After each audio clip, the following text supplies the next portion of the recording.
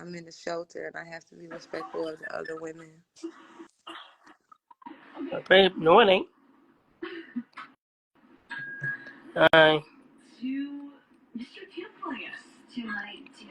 Hi, baby. She didn't follow me? Yeah. Tell your story, Shannon. Yeah, she's trying to get her. I'm going to ignore that comment. It's not the time right now.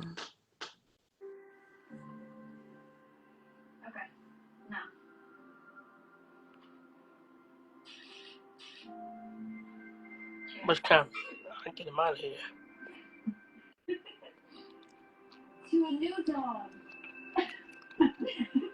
Well, hello everybody. Um, my name is Aaliyah. Um, Recently, back in January, I was laid off from my job. Since January, it has been kind of hard to pay my rent. I have been talking to my apartment complex. They have been giving me time to pay 200, 300, whatever I could. If y'all are familiar with New Orleans, y'all know it's kind of hard to find jobs around Mardi Gras time. So that's really where the problem came in at. I had a car, but I got into a car accident, a really bad car accident. I was able to get another vehicle with my taxes. I put most of the money on my car and I put half of the money on my car and half of the money on my rent. Unfortunately, because I was behind on my rent since January, it was kind of hard to catch up. On March 12th, I was leaving my apartment and I received an eviction notice.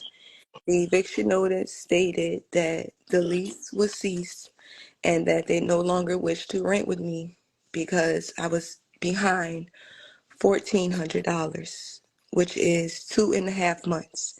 If y'all know how to calculate, that's $295 for January, which is half of January's rent, the entire month of February rent, and the entire month of March rent, which equals $1,400. My rent was $591 a month. With the job, it was kind of easy to pay the rent because I had a job. But when I lost that job, things got hectic. So when I got the new car on February 17th, which was probably a week after my son's 10th birthday, I got a new car with my taxes. When I got a new car with my taxes, I packed all of me and my son's things in that new vehicle. As we were inside of the apartment, someone came to the apartment and they stole the vehicle. The vehicle, the vehicle was taken with all of me and my son's belongings inside. And we have nothing. We have nowhere to go, nowhere to turn. The only thing we have to depend on is the money raised on the GoFundMe account. Unfortunately, because I got my ID late, whoever stole my vehicle decided to taunt me and turn my ID into the police department instead of my belongings. Um, when they returned my ID to the police department, I was able to receive my ID. When I received my ID, I uploaded it to GoFundMe to verify my identity so they can release the funds to me. Unfortunately, I didn't get any response yet. The money is still on hold. So as of right now, I'm just sitting here just waiting for them to release the money to me. I haven't seen my son in probably almost 2 weeks. He's staying with a classmate that goes to his school. His mom breaks my son to school every day because her son is in the same class with my son. So my son is able to go to school, but he's unable to see me because I have no way to get him to school every day. And I don't want to keep him out of school to avoid him repeating the fourth grade. So I decided to make a GoFundMe page and I reached out for help, but I received little to no help until about 2 days ago when I reached out to someone on Instagram and he made a post on his Instagram page and it blew up. And that was the most support I've gotten in about 2 years.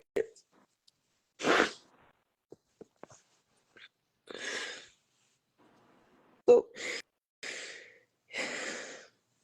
yeah,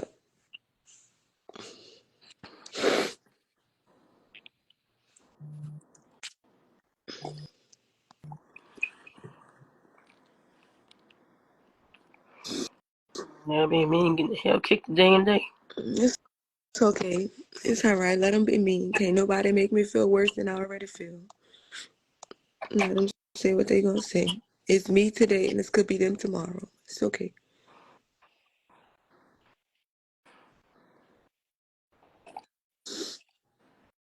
I can't turn the light on low plus three. I'm at a shelter and I have to be respectful of the other women. I'm not in my own room. I am in the middle of the floor, sleeping around probably about 6 to 8 other women. So unfortunately, I can't turn the light on. I am in a women's shelter for battered and endangered women, basically a domestic violence women's shelter. It is at a confidential location located in New Orleans, Louisiana. This is not a game. This is not a joke. I have all the proof on my page. I can send you whatever you would like to send. I have my eviction notice. I have text messages. I have everything for GoFundMe. I have my proof. This is not a game. This is not a joke. This is my real life.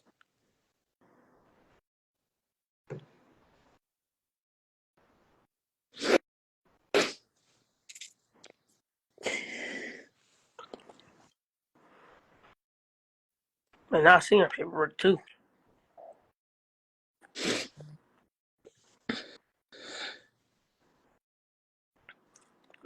She showed me her paperwork too, honey.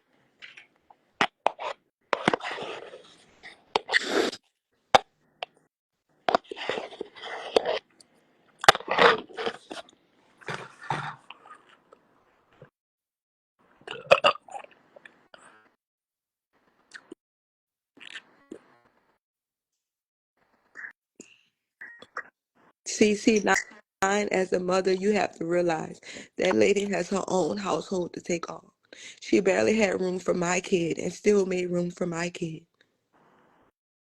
As long as my child have a warm place to sleep and he's not cold and he's not going from pillow to post, I'm okay with that. I'd rather go from house to house or shelter to shelter than to allow my child to go through that. He's only 10. Allow him to have a childhood, please.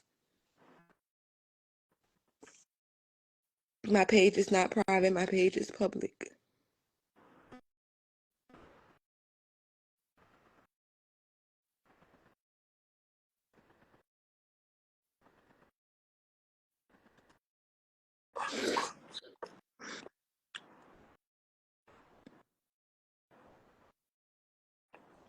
Catholic Charities doesn't serve my zip code. Salvation Army go by referrals only. The domestic violence women's shelter was the only people that were willing to take me in without a referral. They were the only shelter that had a spot available.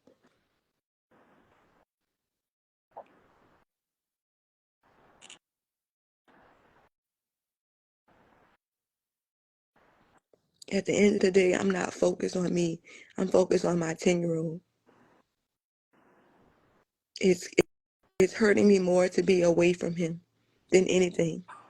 But I would rather him be somewhere safe warm, and comfortable than to be going from shelter to shelter, place to place at 10 years old.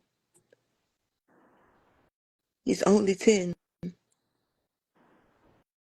It's okay for him to enjoy his childhood and leave the adult things to the adults. He should know what that feels like.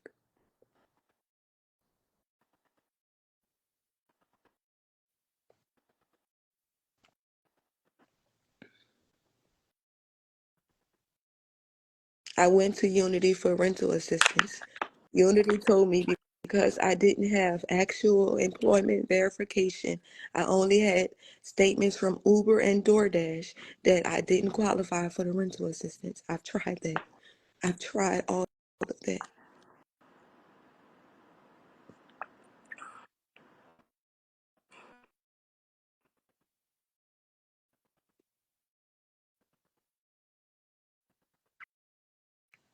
I've tried that.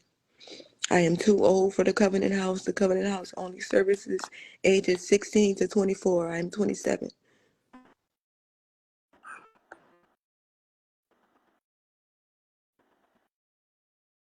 Yes, you do need income verification for Unity. Yes, you do. I bought them everything. The lady wouldn't even let me in the door to speak to someone because she said my Uber verification wouldn't count. They needed actual income from an actual employer. Self-employment doesn't count.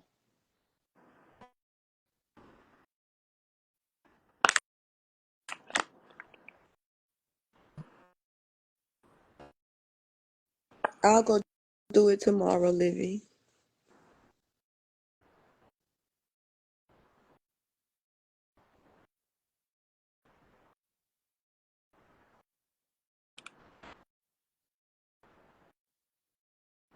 Yes, I did go back to a shelter.